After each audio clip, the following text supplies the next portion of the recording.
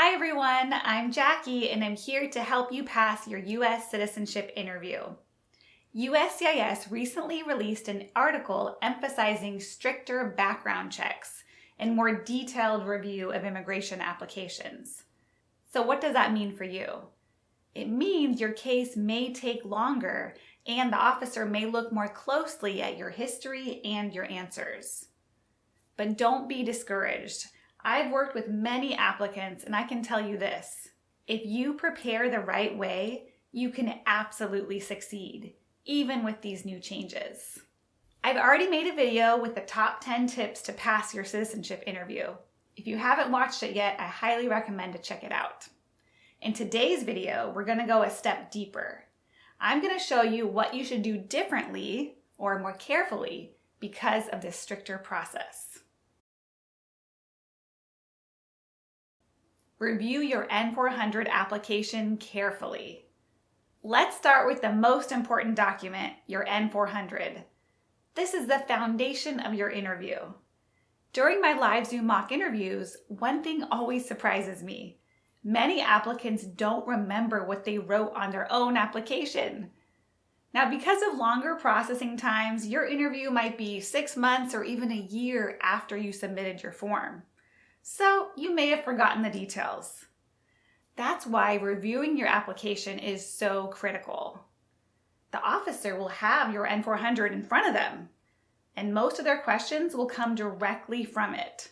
So don't skim it, study it.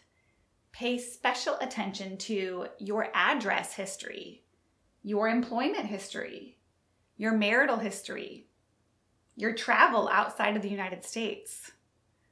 Under the stricter review, even small inconsistencies can lead to more questions. Now, you don't need to memorize everything perfectly, but you should be familiar and confident with your answers. To put it simply, you should know your information better than the USCIS officer who interviews you. Know your immigration journey. For many of you, your story didn't start with the green card. Maybe you came as a student, you claimed asylum, or you were here on a work visa. And some of you changed statuses multiple times. With the stricter vetting process, it's not uncommon for USCIS officers to ask questions related to your previous immigration statuses. USCIS already has your full immigration history. Your job is to understand your own immigration journey clearly. Take time to review your previous USCIS applications and make sure your answers are consistent. Resolve any issues before your interview. If you have any unresolved issues, try to address them before your interview. For example, file any missing tax returns, pay outstanding tickets or fines, register for the Selective Service if needed, and correct any errors in your records. I recently worked with a client who didn't realize her driver's license was suspended because she never received the camera ticket in the mail. Fortunately, she caught the mistake and resolved it before the interview. Under stricter screening, these issues are more likely to be noticed. Taking care of them early shows responsibility and good moral character. Be 100% honest, even about small issues. With stronger background checks, honesty is more important than ever. USCIS is now cross-checking information more closely between agencies. So if something doesn't match, they'll notice. If you made a mistake in the past, don't panic. What matters is how you handle it. Be ready to explain what happened, why it happened, and what you did to fix it. Trying to hide something minor, such as a traffic ticket, usually creates a bigger problem than the mistake itself. Know your travel history in detail. Travel history is one of the most common areas where applicants get questioned because of the physical presence and continuous residence requirements.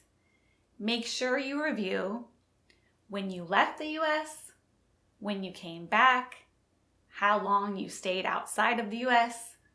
Also, if you traveled after submitting your application, you need to update the officer with your trip details. For those of you with extended absences outside of the U.S., be ready to address the reasons and have supporting documents. Bring complete and organized documents. Let me share a mistake I see often. Some applicants only bring what the interview notice asks for, but that notice is very generic. It's the minimum. You should bring everything that supports your case. Think of your documents as your evidence. Organize them in a way that's easy to access during the interview. The easier you make it for the officer, the smoother your interview will go. Prepare for more follow-up questions. In the past, some interviews were very quick. Now you should expect a little more depth. Officers may ask follow-up questions like, can you explain this gap in your employment? Or, why did you stay outside the U.S. for this long? Or, can you confirm these dates again? This is not a sign of trouble. It simply reflects a more detailed review process. The officer isn't there to trick you. Their job is to confirm you meet the requirements to apply for naturalization and your information is correct. Practice speaking clearly and confidently.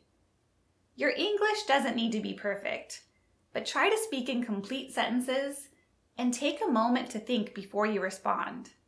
Confidence doesn't mean speaking fast. It means speaking clearly and honestly.